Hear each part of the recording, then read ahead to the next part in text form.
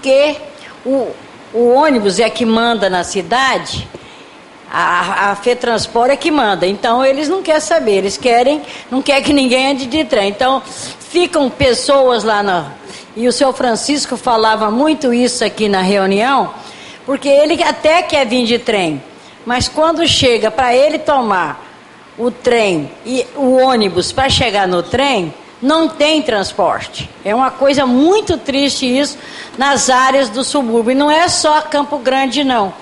As pessoas não andam mais de trem porque eu pergunto para o Sérgio, demorei mais, fiquei não sei quantas horas na Avenida Brasil. Por que você não pega o trem? Porque na minha casa, ele mora no Jardim Paulista, em Campo Grande. Por lá não passa nenhum ônibus que dê para ele pegar o trem, porque o ônibus que passa para ele, que daria para passar perto de uma estação, leva 2, 3 horas para passar por lá. Então, isso teria que ser visto. E o governante, como ele está submisso à FETransport, eles não estão preocupados com isso. Nós, o cidadão, ficamos aí procurando resolver problemas que nós não temos condição de resolver. A única condição que tem, por exemplo, a gente ir lá para o fórum, brigar no fórum, trazer para a rua.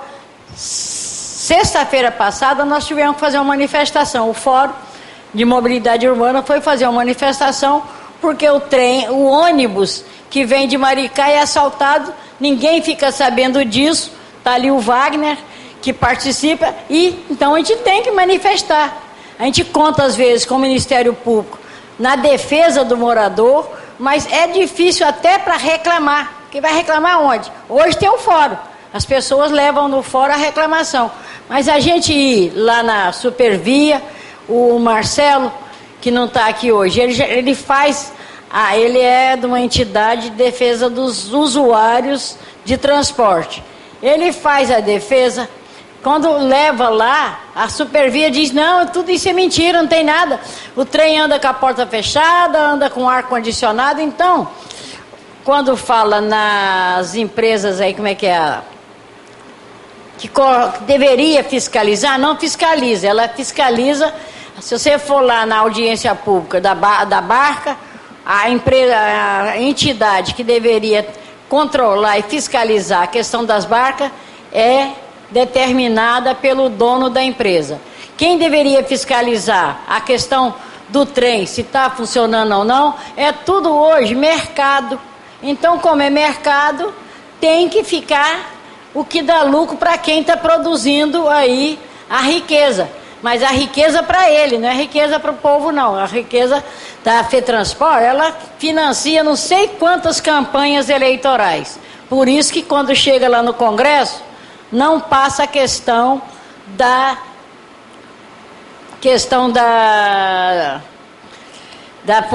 políticas aí como é que é para não ter campanha?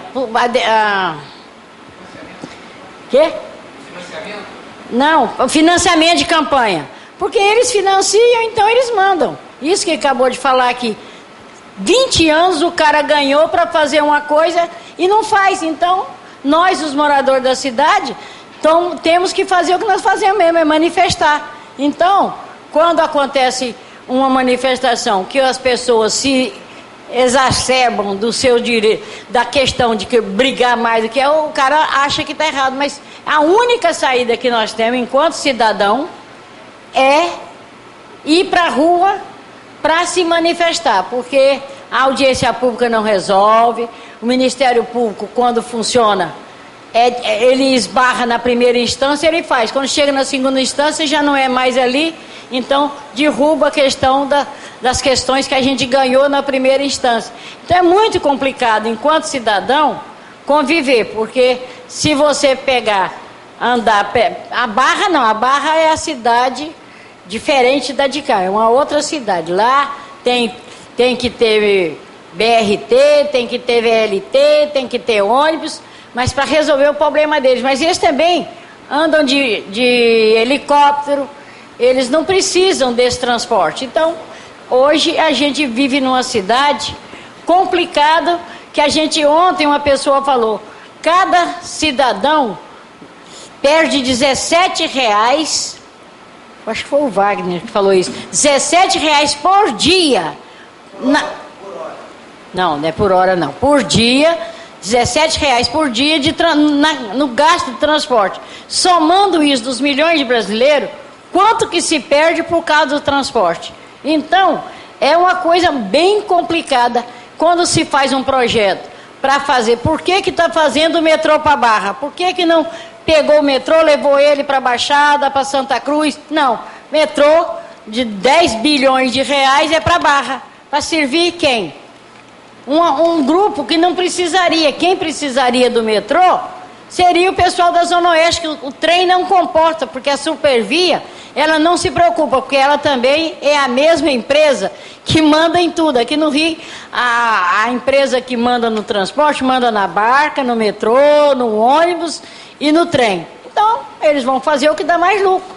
E a gente, enquanto cidadão, fica se juntando uns aos outros. E ainda bem que nós podemos estar aqui falando, não é para o auditório cheio, mas ainda bem que essa casa abriu para a gente poder falar. Primeiro não tinha nem essa casa, não tinha nem esse espaço. Esse espaço, cada dia a gente vê a importância que ele tem, porque a gente pode falar. Aí a gente bota na internet, coloca, mas se não for isso, não existe. As pessoas, é tão difícil para reclamar, que eu dizia, seu Francisco, vai para o Ministério Público e fala. Dona Márcia, é muito complicado, porque a gente chega lá, não sabe nem aonde tem que falar, não sabe, as pessoas não sabem nem por onde começar a sua reclamação.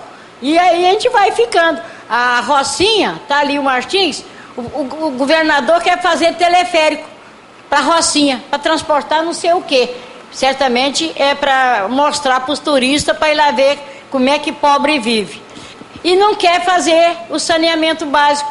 Então, se a gente na Rocinha não estiver lá toda semana gritando, não sai. Então, a nossa saída é a nossa organização. Então, eu acho que não tem outra solução a não ser organizar e gritar.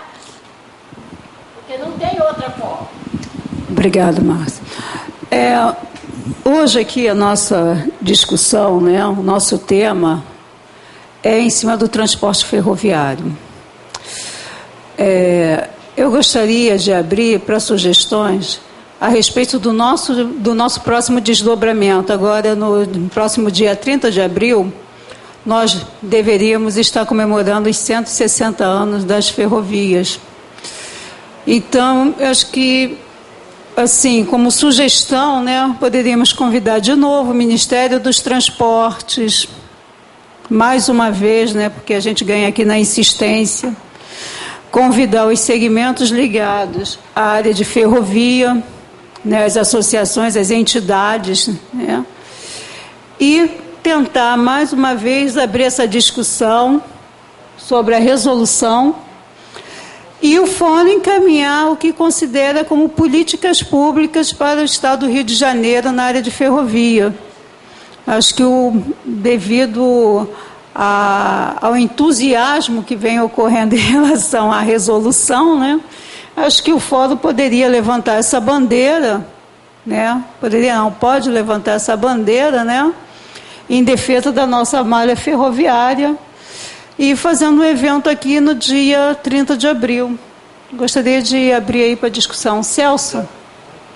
Passo para ele, depois Celso, colabora aí, Celso? Olha só,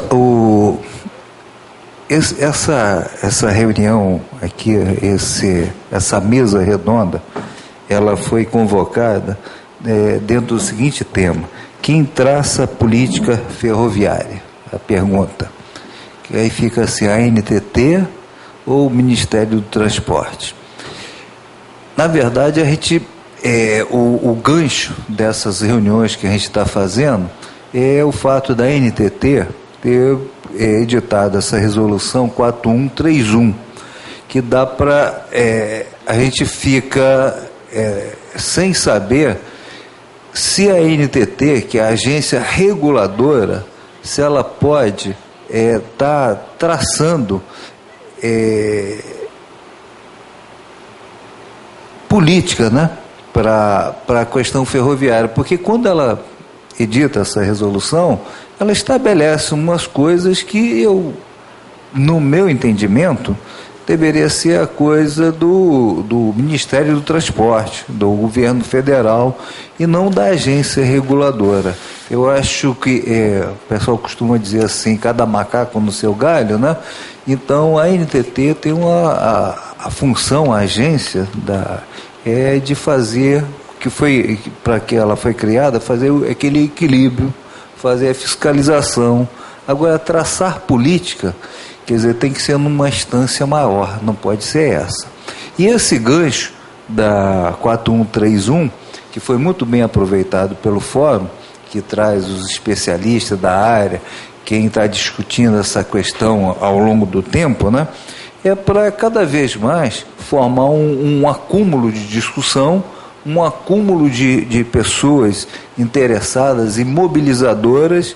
E para essa reunião aqui, se eu não me engano, o Iara falou que estava previsto um parlamentar aqui. Eu acho que aqui nessa casa que a gente discute com a sociedade, com os técnicos, com a academia, um fator importante e essencial são os parlamentares. Porque se a gente quiser implementar algum tipo de política, a gente tem que sensibilizar eles, tem que trazer eles, tem que trazer outras representações do Ministério do Transporte para mostrar o que a gente está pensando. Porque senão, agora há pouco eu estive com o Martins ali do lado de fora, falando da visita que a presidenta fez à obra do metrô. E o pessoal que acompanha ela, na questão que a Márcia colocou do teleférico da Rocinha, né, os caras acham que aquele negócio está correto. Quer dizer, alguém precisa chegar e falar para eles o que está acontecendo, o que a gente está vendo, o que a gente está pensando, qual seria a proposta correta, embora tenha dentro da comunidade alguns defensores da ideia do teleférico, né?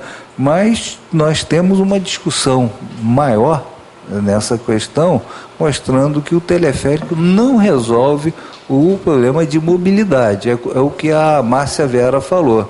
É um atrativo de turistas, tá? Para ver como é que pobre vive em favela, né? Então, essa iniciativa, ela não acaba aqui.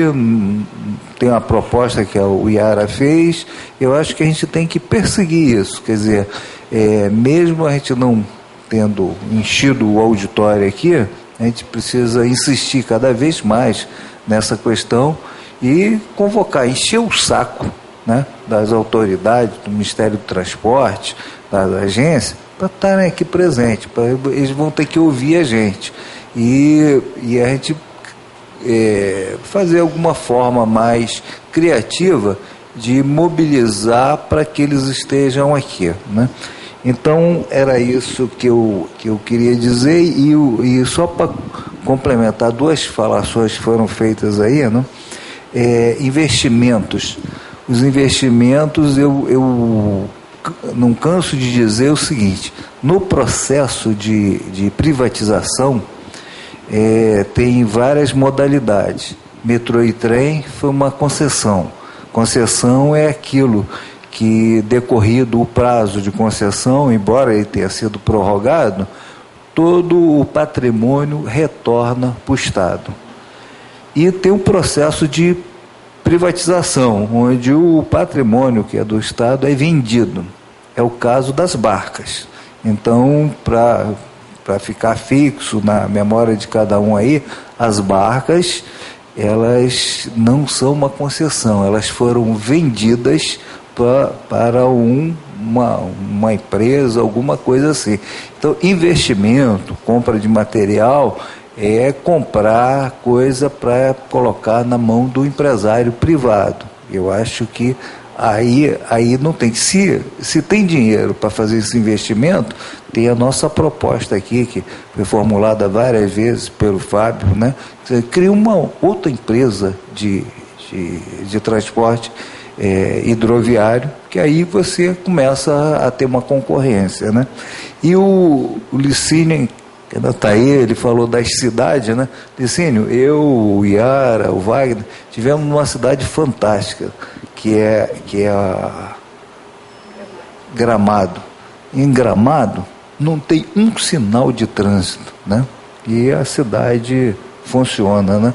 Mas funciona naquilo que o Fábio falou, com planejamento. Por exemplo, se você for ver lá, a prefeitura faz uma limitação do número de táxis, tá? Os empreendimentos são feitos, né, dentro de um planejamento para que não ocorra o que está ocorrendo com quase a totalidade das cidades, né? Mas o impressionante é isso, você ter uma cidade funcionando com um movimento razoável de veículos particulares, né, sem um sinal de trânsito. Passa agora para o Celso Sá. Por favor, Celso. Os companheiros Celso Sá. Celso, realmente, dia 30 de abril, né, dia 1º de maio é feriado, e dia 30 de abril cai numa quarta-feira, então vamos ter que pensar numa nova data.